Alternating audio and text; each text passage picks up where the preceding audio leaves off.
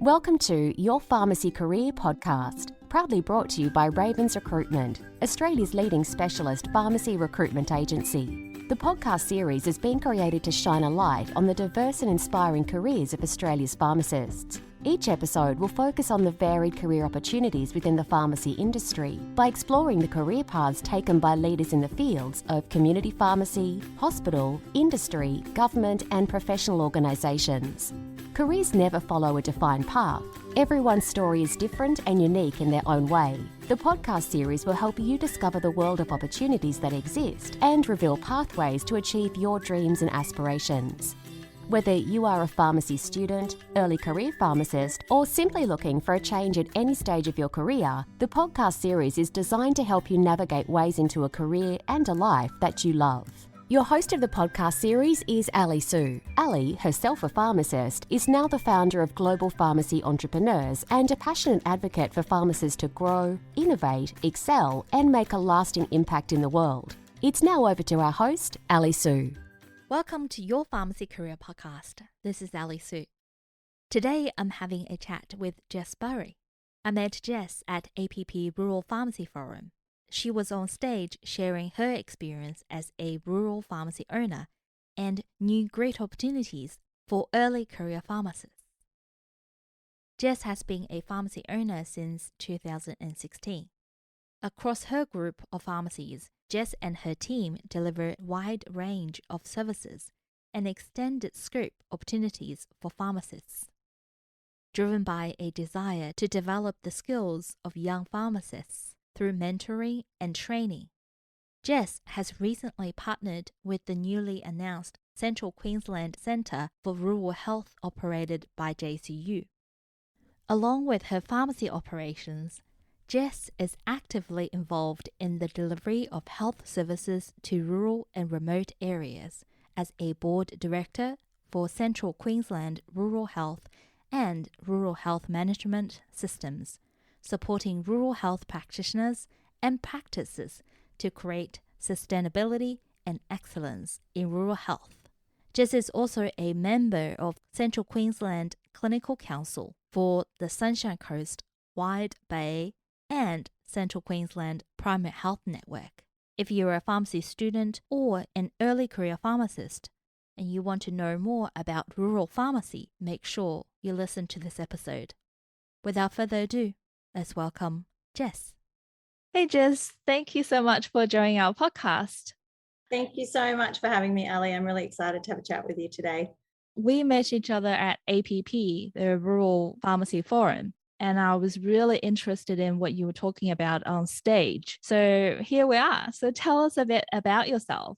Okay, well, I've been a pharmacist for a bit over 15 years now. I grew up in regional northern New South Wales, was born in a little town called Mullumbimby, which people probably know a little bit about as a result of the recent flooding down that way. So I grew up, finished school, didn't really know exactly what I wanted to do for a career, thought I might go into medicine, but decided that I would use pharmacy as a stepping stone. So I chuffed off to Brisbane, studied pharmacy, and needless to say, I never went on to study medicine. And I'm very happy as a rural community pharmacist practicing in Emerald in Central Queensland now. So I've been here 13 years in August. I seem to make a lot of decisions in my life until I figure out what I want to do, and they seem to be where I end up. So I went traveling and I came back from overseas and I didn't have a job and I didn't have any money.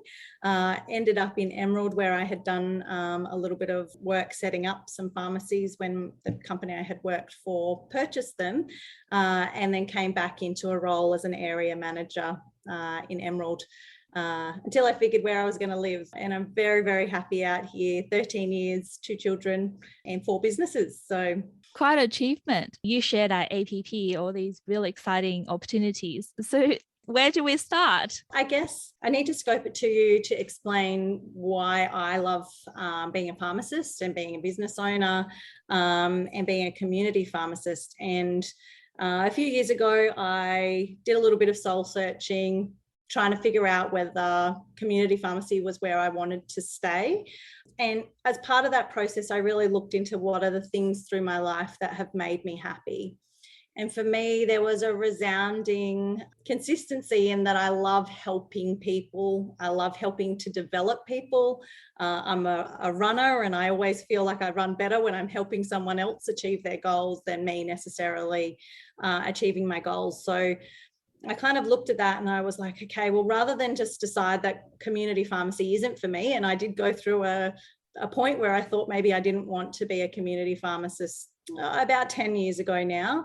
And I looked at that and I thought, how can I actually make all these things that I love in my life be part of my career rather than changing my career to find something that I could do that suited it? And for me, that ability to develop, I can put into my team and I can put into my community and help people to improve their health, inspire them to live healthier lives, and really bring the community together in that way. And I guess that's the ethos that we practice by: improving health, inspiring wellbeing, and connecting our community. From an employer perspective, when I look to bring people into our team and I am trying to develop services that we have in our community, for me, that's about looking at what are the things that my team are interested in, what are the pharmacists that work for me, what are they passionate about, what really gives them buzz, what does our community need, and how can we make those two things come together. And as a result of that, I have on my team 2 diabetic educators, I have 2 consultant pharmacists, I have a pharmacist that has a real interest in pain management and lifestyle coaching. And then I have people on my team that are really interested in the business side of things as well. So I guess for me, it's not really about seeing pharmacy as this box in 4 walls and we just give people prescriptions and counsel them on their medication. It's about how do we see pharmacy beyond those walls? How do we outreach into our community? And how do we make it a career that is really enticing for people to want to come and pursue? And I guess that's where my passion comes and what we're trying to achieve among our team. And I think it's important, like I've got people that obviously are pursuing all of these things, but I also have people on my team that are, you know what, I just really love talking to people about their medication. I love being that person they can come to and ask for advice. So they don't actually specialize in anything. They just enjoy what I guess the traditional pharmacy role has been in the past. And so we have a really good mix. And I think that is testament to how our community views us as well. What are some of your advantages working in a rural pharmacy setting for those pharmacists who's really active and wanted to develop their skill set? So I think, Ali, APP was a really great experience for me. I spent a lot of time chatting with students, and the resounding feedback that I got when I was like, okay, well, tell me, like, do you want community pharmacy or do you not want community pharmacy? And explain to me where you sit. And so many of them said, oh, we just want to be clinical. And I guess rebut that in saying that community pharmacy, particularly in a rural area, is very clinical. We don't have the luxury of having all of these specialists in their fields. We have a lack of health professionals right across the board in many of our areas. And, I'm quite lucky in Emerald. We're probably classed as a little bit more of a rural hub, but, there's some communities where the pharmacist is the only health professional in their area. So if you don't think being a rural pharmacist is clinical, well, who's being clinical in your region? Somebody has to be.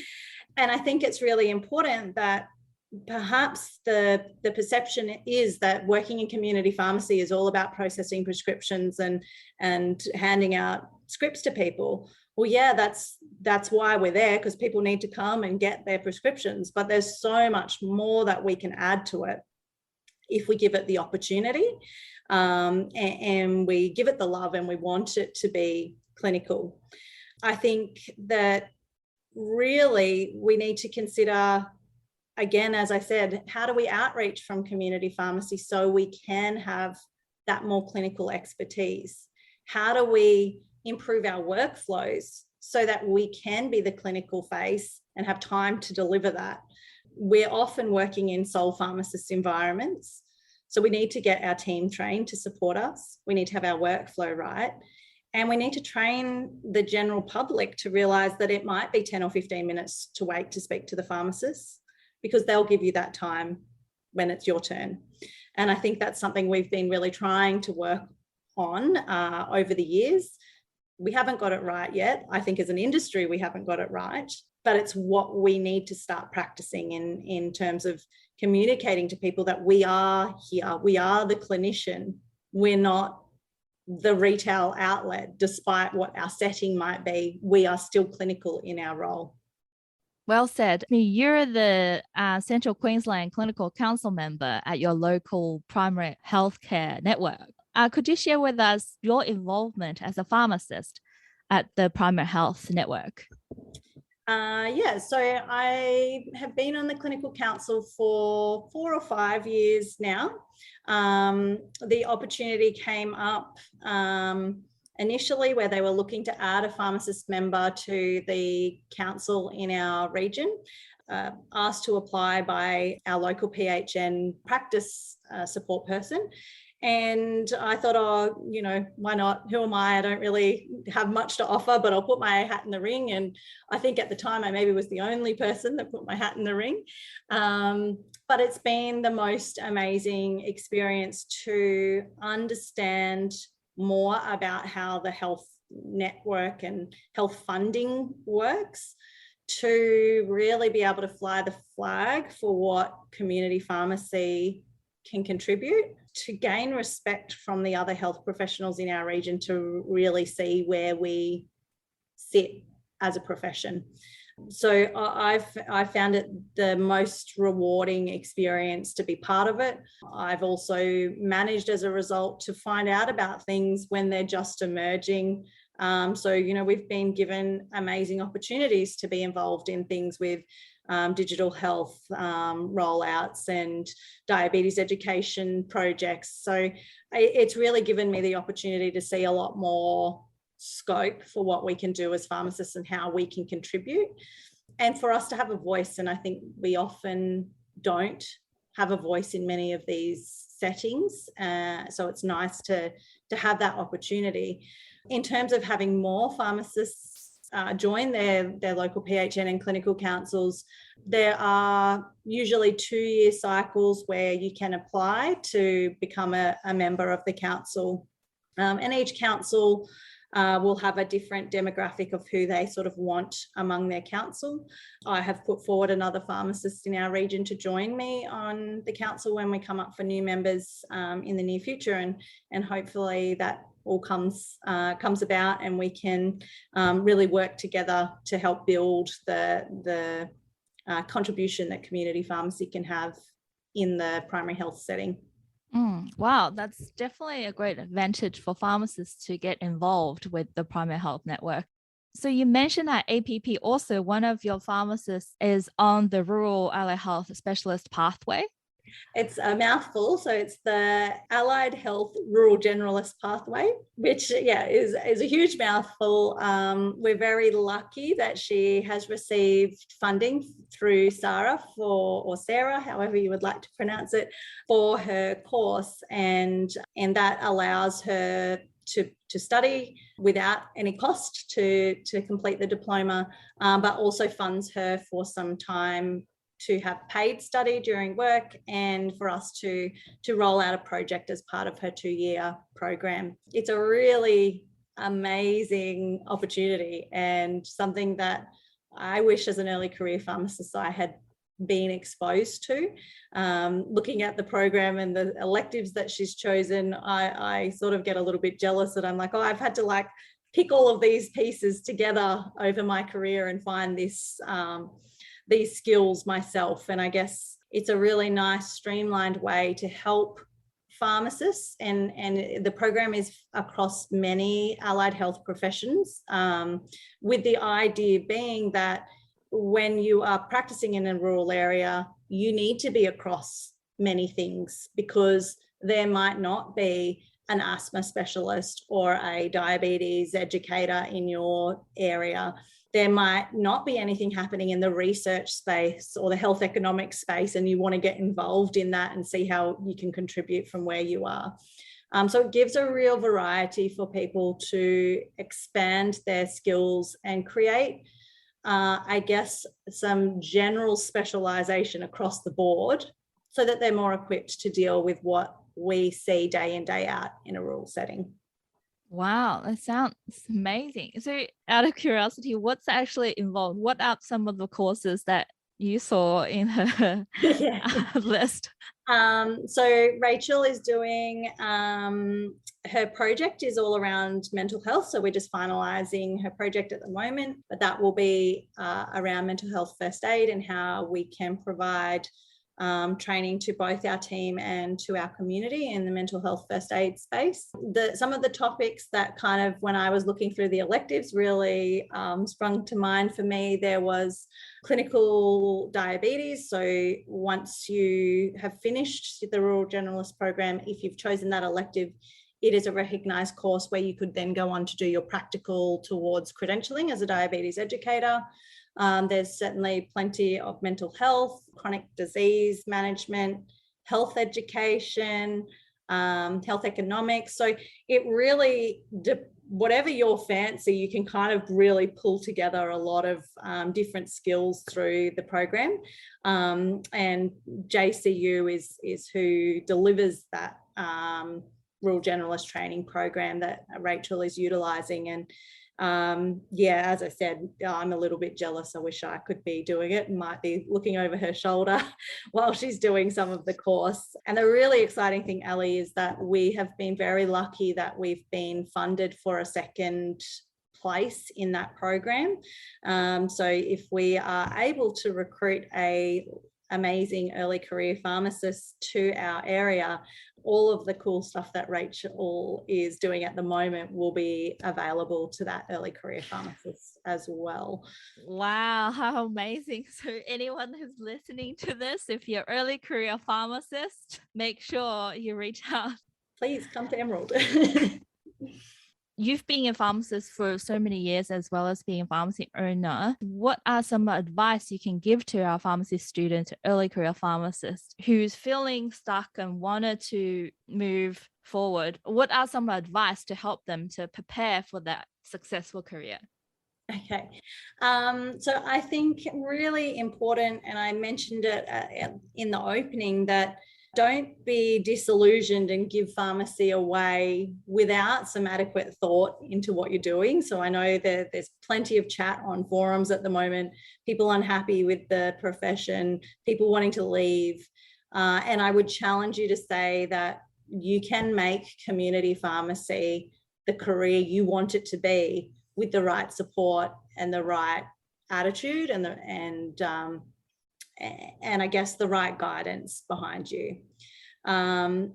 If you are not happy in your situation, you need to actually talk to people about it and try and find a way, either wherever you are, to improve your situation, or if you feel like you can't do that, to reach out and find someone that will help you, to move to a different avenue.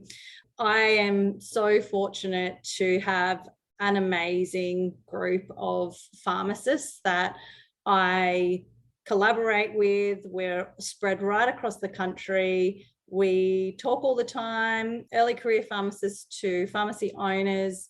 We share ideas. I think you would be surprised at how many really proactive community pharmacy owners are out there and wanting to change the industry, and we have the ball in our hands to make the change. And so as an early career pharmacist, I think it's important to find the right mentor. I feel a little bit stereotypical saying find your tribe, but it's really true about just surrounding yourself with the people that inspire you, that make you think about things in a different perspective and make you want to grow as a person. And that can be people within the industry, from outside the industry. I have a really great mentor buddy who's an engineer, and we met through a course that we did, and we sort of share ideas and what we can do, and I think those kind of relationships are so important to help support you throughout your career. They're the people that when the days are hard, and I'm not going to lie to you, the days can be hard, the days can be stressful. Do we come home at the end of the day utterly exhausted? Absolutely. I don't think there's any profession that you could say that didn't happen. But those are the people that you get your strength from and make you want to get up the next morning and go and do the good work that you're doing. And I think it's about being open to the opportunities, about stepping outside your comfort zone, and being willing just to sometimes say yes, even if yes is really scary. I moved from everything I had ever known to Mount Isa as about to register pharmacist. And, my bosses waved goodbye to me the day I registered and said, see you later. And it was very scary. I cried. I didn't want them to go. But it was undoubtedly one of the best experiences of my life. I've learned so much from that. And I think unless you're willing to put yourself out there, you can't expect for it to all come to you. And I would really encourage young pharmacists to take that leap of faith, and try and move themselves forward in a positive way. Wow, thank you so much, Jess, for sharing. And I've experienced firsthand how amazing the Facebook groups of all the pharmacists who are willing to share, all the pharmacist mentors, pharmacist owners are there to support our young pharmacists, early career pharmacists, or pharmacy students. So, and definitely having a mentor is so important. And so whoever's listening, if you're a pharmacy student or early career pharmacist feeling a bit stuck and not sure, how to make decisions, feel free to reach out to Jess. It's a blessing to have our owners, pharmacy owners, and so passionate about pharmacy and so willing to open arms and share your knowledge, your experience and passion with our early career pharmacists. Oh, look, I'm always happy to have a chat with people, Ali. And I think, sometimes we say the word mentor and everyone feels like it's very formal. I see my role as mentoring people in casual conversations here and there, at a conference, over the phone, on a text, whatever.